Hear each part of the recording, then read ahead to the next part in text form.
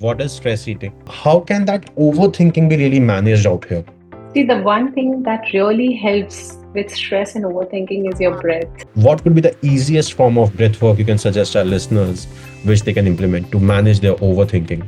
See, a very simple and one of the most easiest practice is just abdominal breathing. Do deep breathing, which can never go wrong, and it works for everyone. What would be the three non-negotiables for a person should follow before they hit the age of 30? First thing I would say, which is really lacking in today's time, is sleeping before midnight.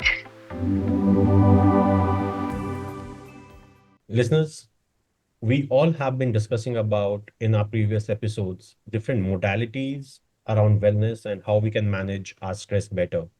Today, we're going to be looking at the longevity of our stress management as well as how we can approach it in a very holistic manner. I myself have often thought that, I know what's working for me, what's really perfect. But whenever there is a situation that comes up, it really tests me. I am back, or I'm not completely back into the zone where I was struggling a lot. But yes, that stress and that anxiety really kicks back in with reduced levels, but yes, it is there. And today, to decode how do we really measure or help manage these things, we have Indu Kejriwal with us, who is going to be helping us understand how do we really bring that longevity in our efforts to be on a journey of wellness. Welcome, Indu, on the podcast. Thank you, Pulkit. Thank you so much for giving me an opportunity to be here on your channel. Thank you so much. Pleasure is all mine, Indu. Why don't you introduce yourself, to the room? So, I'm Indu Kejriwal. I'm based in Kolkata and I'm a holistic health and wellness coach where I look into your physical as well as your emotional aspects. Because basically, when we talk about health, we are only focusing on the physical part. We completely ignore the emotional aspect, which is, I think, one of the most important aspects for health to look into. So, Mhm. here I look simultaneously on your physical as well as your emotional part of your health. Understood. Understood. So when you say emotional health, that brings me to a very first topic I would like to discuss. Stress eating is something that a lot of people struggle with, and Mhm. it's usually their go-to resort to manage their stress, which often has a lot of ripple effects coming in. So can Yeah. you help our listeners understand what is stress eating and how to really keep a check on it? See, when it comes to stress eating, you really need to work upon what are the triggers that really impact the stress. So, stress is basically uh, it it hampers all the systems of your body. So, even your hormone system is endocrine system is also impacted by stress. So, basically, what happens is a hormonal imbalance, which leads to more of food cravings, which leads to emotional eating. And when you're stressed, you're not mindful of your habit, of your actions, of your thoughts.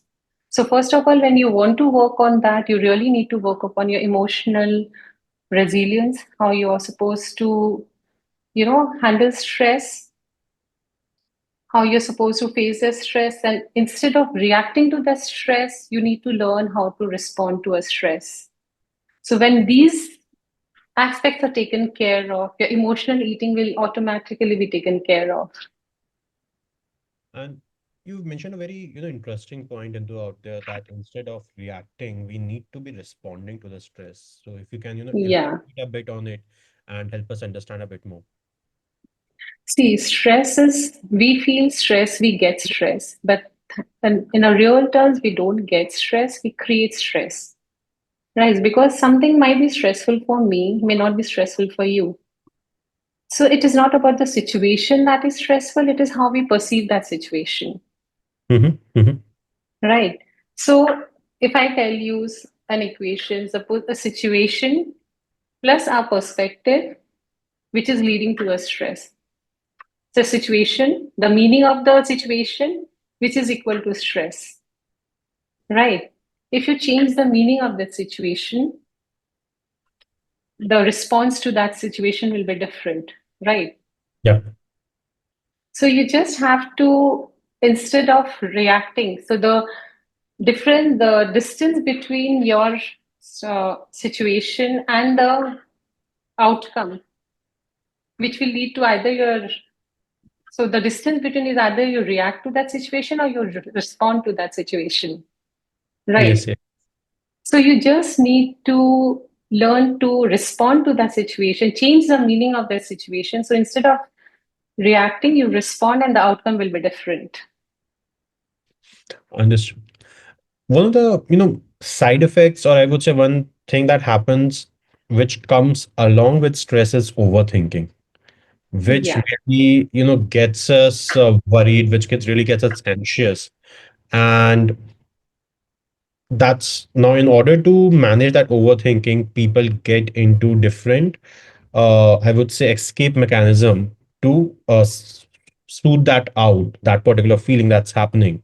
Uh, some people resort to stress eating, some people go to smoking, some people resort to alcoholism. So, how can that overthinking be really managed out here?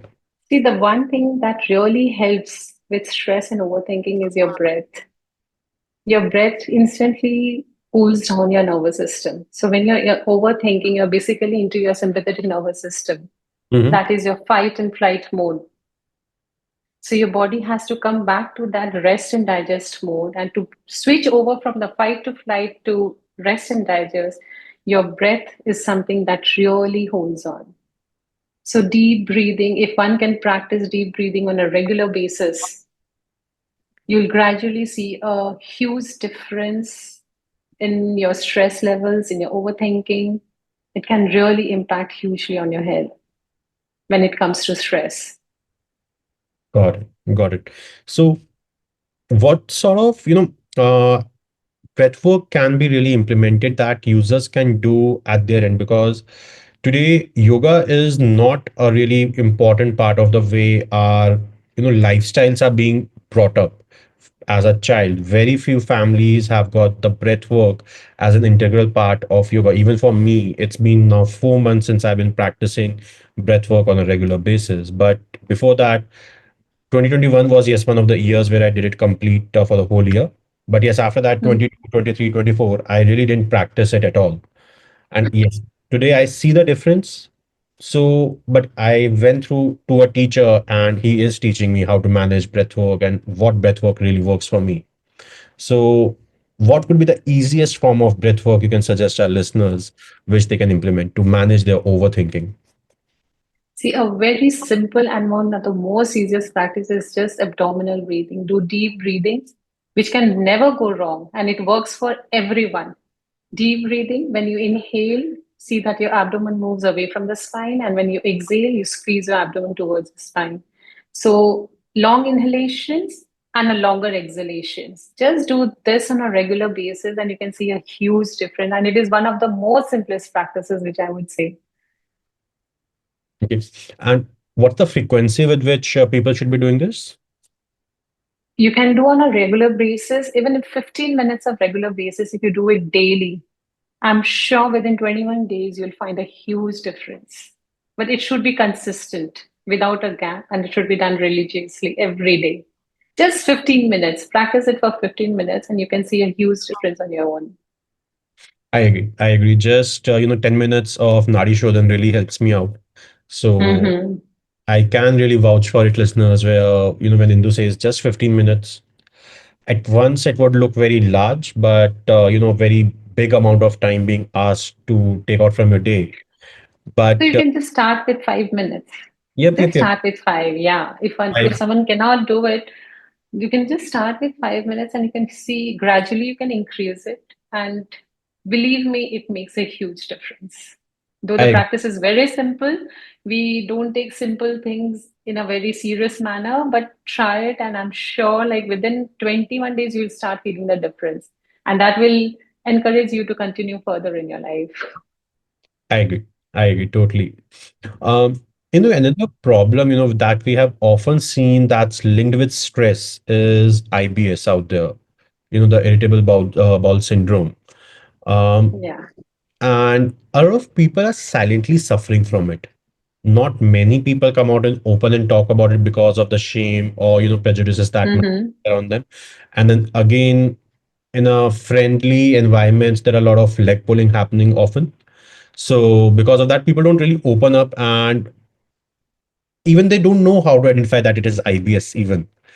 And they really need to go and seek doctors' help or some wellness experts' help to work through it. So first, I would like to understand what are the signs that someone is suffering from IBS, and two, if yes, they identify it as IBS, what should be their next steps? Whom should they be really going for to finding a solution for it? See, IBS, for IBS, the first symptom would be indigestion, bloating, acidity, heaviness. You're not able to, like chew. At times, it also becomes difficult to eat your food, chew your food. So it really impact for IBS. The main reason for that is, I would say, gut stress, because it is your digestion is the first step where the stress really impacts. Mhm, mhm. And to work on the IBS, there are many other things which should be doing. But the first thing, what I would say, if you're really stressed, you really need to work over your stress, how you can reduce your stress. So, some practices which you can do on a daily basis. First of all, I would say start practicing breathing practices. Then your movement is really, really important because it helps to increase the blood flow towards your digestive system. It increases acid production, which helps to increase digest your food. Then I would say connecting with nature really, really helps. It helps you to bring down your stress level, as well as it improves for the proper function of your body. And then obviously your eating habits really impact. You should be more on real food that is providing nutrition to your body rather than processed food, which creates a stress on your gut as well as your whole body. But tell me one thing, how can someone really differentiate between acidity bloating being just a phased out thing, given that today a lot of intake of food we have is outside food, not the home cooked food. And Mm-hmm. given the work scenarios, the corporate culture that's built up, at times it's not a luxury, but something that you have to live with it because the time does not allow that you get the home cooked food, or there are plethora of reasons because of which you don't get access to good food, and you have to resort to the easily accessible meal. Either it's the corporate meal that's being provided as part of your overall office schedule, or the nearest dhaba or restaurant that's available. And with people in the business development space or work on the continuous move, every day eating at I would say, a restaurant that really looks after the hygiene, with it comes expenses as well. So it's not possible. You find the most economical option out there. So how do I really differentiate that it is really IBS that's happening with me, vis-a-vis it's because of the food that I ate last night and it's just gonna be there for a day or two. And after that, if I get back to my regular eating habits, it will be normal. See, when it's IBS, you'll have it on a regular basis. The problems will be on a regular basis. In spite of you improving on your diet, you'll still feel those problems. But when it's because of the diet, the moment you change your diet and you resort to again a healthy eating, you'll find the symptoms going away. But when it's IBS, you have to do much more than your diet. You Mhm. have to work on other aspects as well. So it's easier to differentiate by, like, when just changing your diet, if it gives you relief, that is just a momentary problem which you're having. But in spite of changing your diet, it's still troubling you. You're still having those symptoms of bloating, heaviness. That means it's IBS, and you really need to work on other aspects as well. Understood. Understood. Mm. Nindu, I was going through introduction and you had mentioned that it was one of your personal experiences which, inspired you to get onto this healing journey and enabling others. So can Mhm. are you comfortable sharing with our listeners what that experience was and how you evolved from it? Yeah, I had my own, we all have our own share of challenges. I too had my own share of challenges, which brought me to some physical problems which I was having. So initially, just like we all have a habit of, when it comes to health, we only look on our physical part where we work on our diet, on our movements. But in spite of that, I was still not being able to help myself. There was something still lacking and which I was not getting help. It wasn't really curing me in spite of taking medicines and everything. Mhm. And then, like, someone told me, like, I went for stress management courses and some meditation and yoga and all that. That is where I felt it was really curing me. And that brought me to the realization that when it comes to health, only looking on the physical aspect is not enough. Your body has to come into that relaxed mode, away from stress to completely heal. So it was my own experience when I got into yoga, meditation, and some stress management courses, like which really, like, I wasn't there for my physical healing, but then the physical healing was a side effect, I would say, which I got doing those courses. So that made me realize how important it is to really work on our on our emotional aspects to bring a complete transformation in our health. I agree. Another, and you can correct me if I'm wrong in saying this, but sleep also plays a very important role. I was, Absolutely. listening to a podcast yesterday only on the guest was hosted by Raj Shamani, and they were discussing that it's really important to complete that cycle of 7 to 8 hours of sleep, 6 to 8 hours of sleep, where you go through the complete transition of alpha, gamma, and theta waves, if I remember that correct. Yes. If Yeah. you're waking up in between, it disrupts that flow, and your healing journey as part of that sleep cycle is not completed. So sleep is important, and a lot of people today in the urban areas don't take sleep that important. They either due to the work True. schedules or because of the habits that have been developed over a period of time.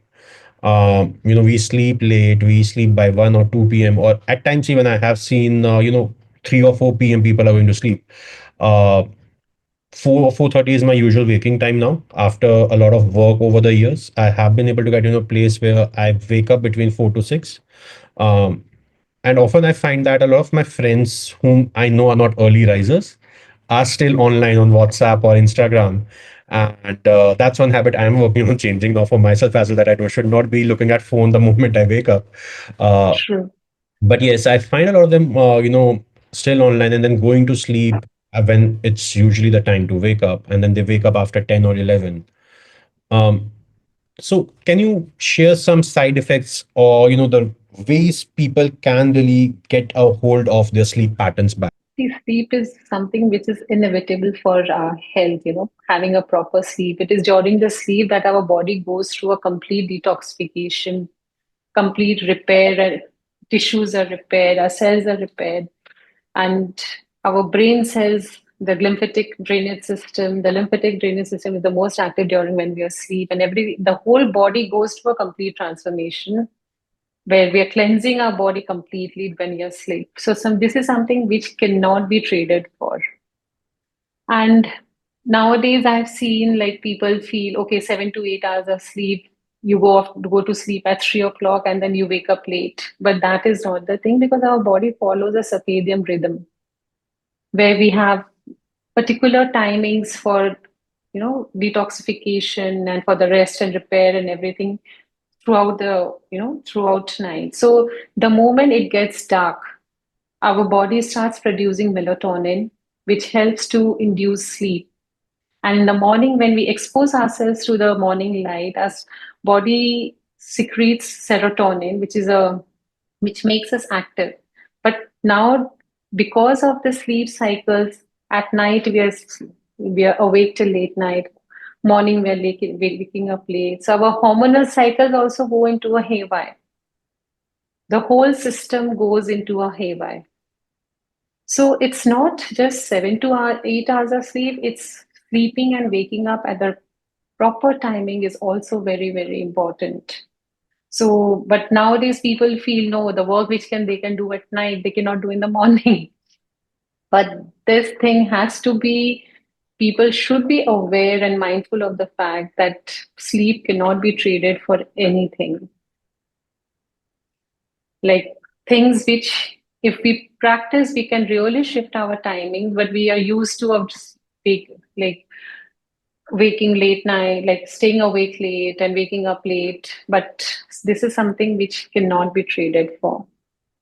I totally agree. I totally agree. There have been some instances where some of the known acquaintances and friends have said that, Pulkit, you lead a very boring life. You sleep at 9. Yeah, And like for me, my sleep is more important because it helps me function better the next day. And whatever we are doing, it's to, enjoy life. If you're not enjoying life the next day, you're waking up with headaches or bloating, XYZ. Because over last 30 years of my life, I've tried to understand my body, the way it functions, the what it really likes and aligns with. I've tried a lot of things, and so step by step I have put them out of my schedule.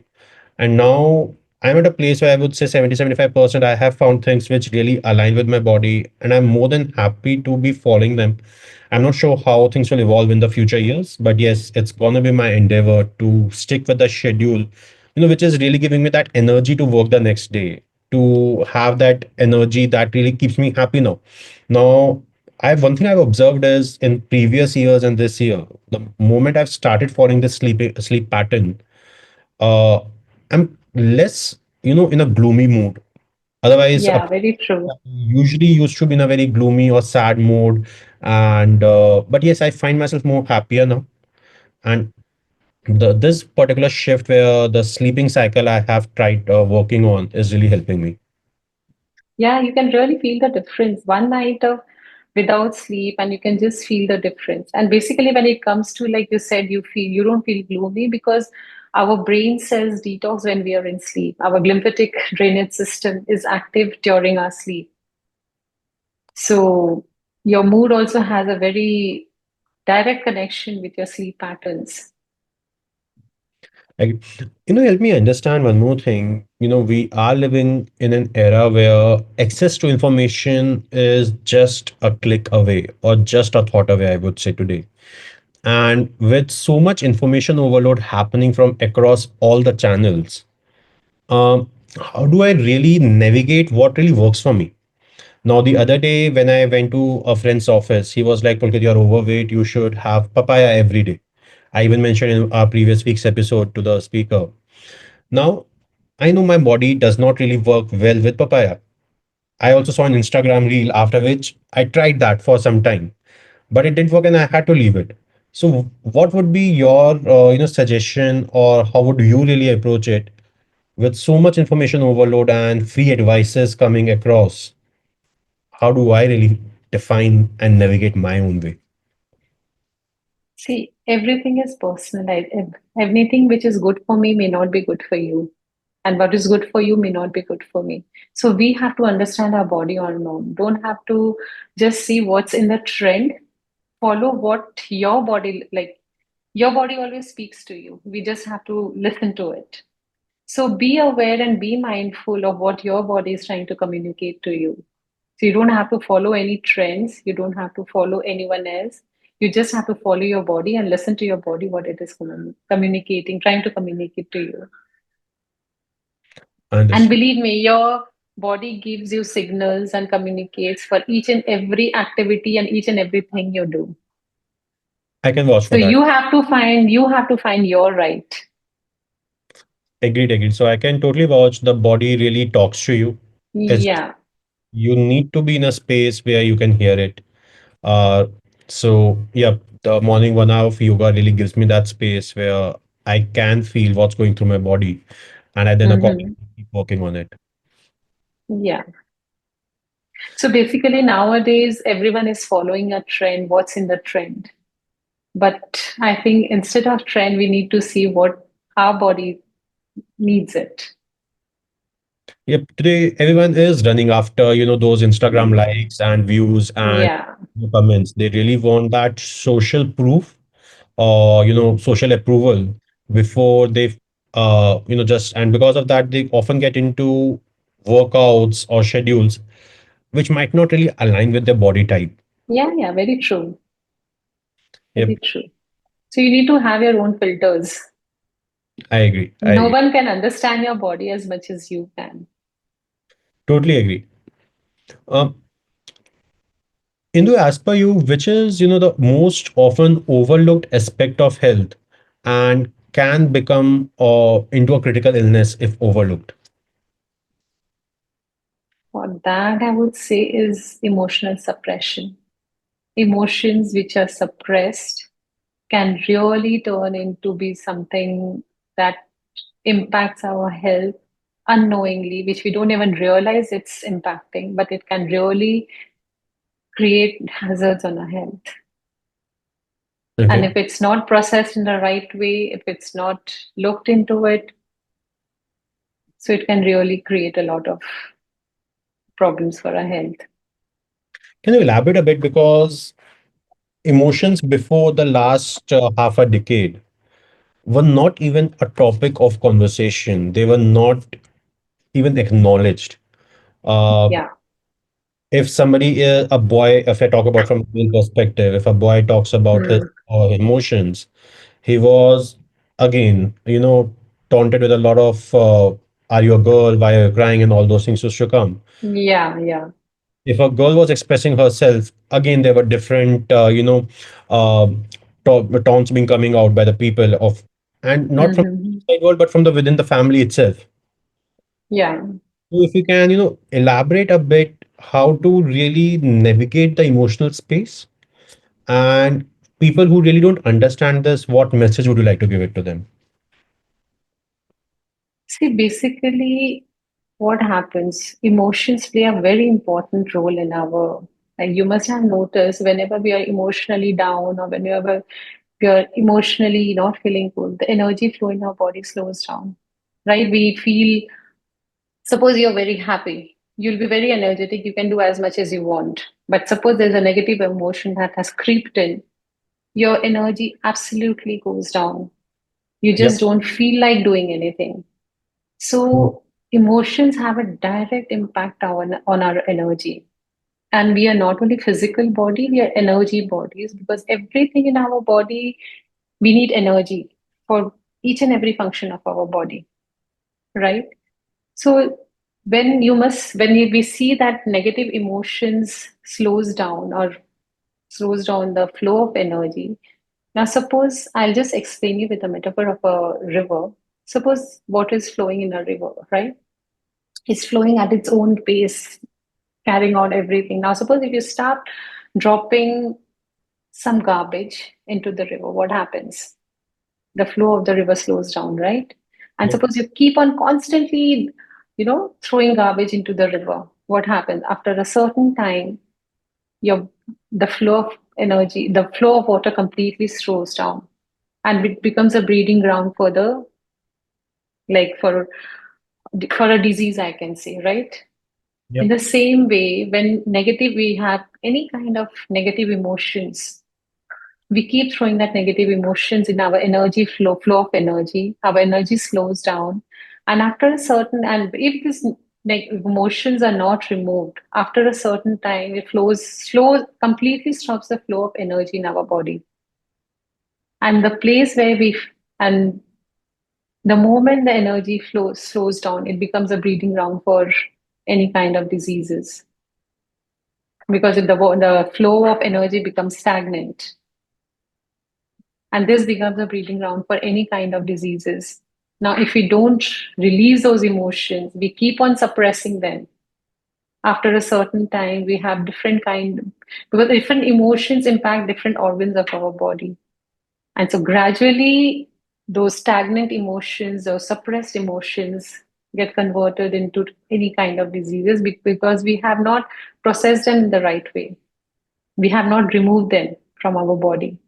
So it affects the energy system of our body, which we don't realize it. I agree. I agree.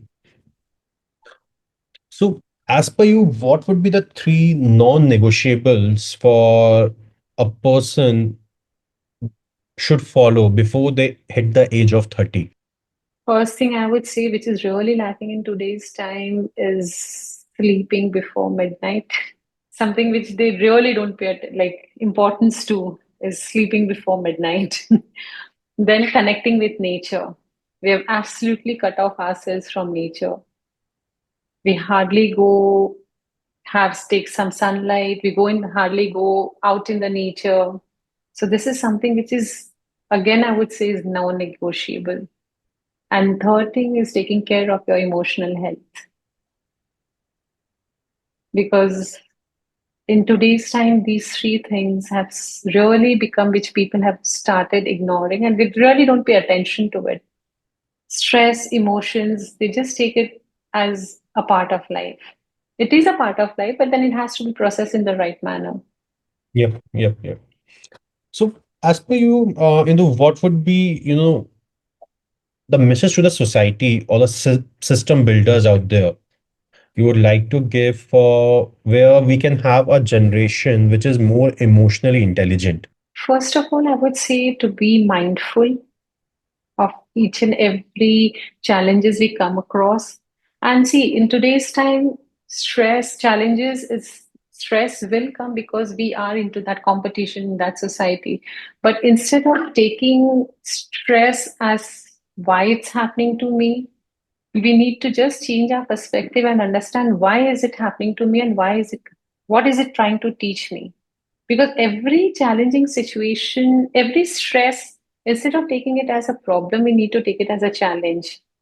And the Mhm. moment we take it as a challenge, we'll see it's helping us to evolve and become better.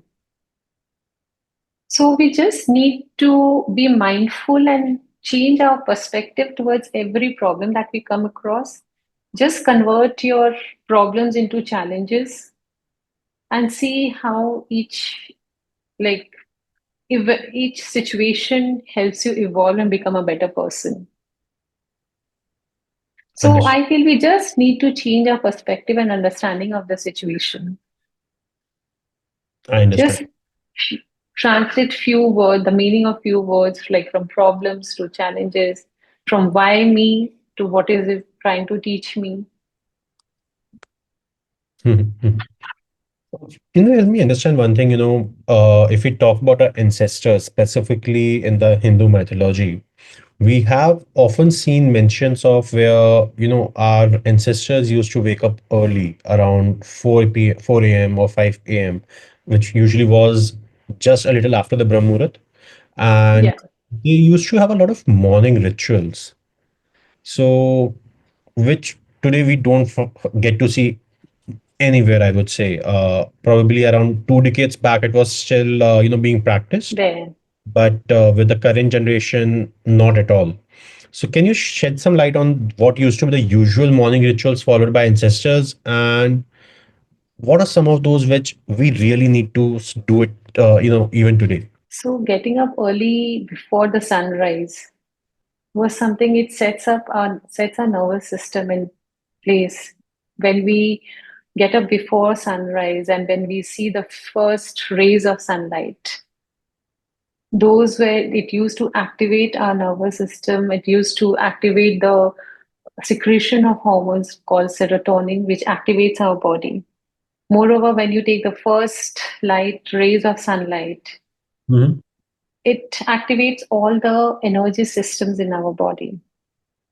You must have seen earlier they used to give water to sun. So when the sun ko they used to give water to sun, like worship karte the sun ko. That time what used to happen when you pour water over the sun like this, the rays of the sun filters through the water and it activates each and every chakras, all the seven chakras.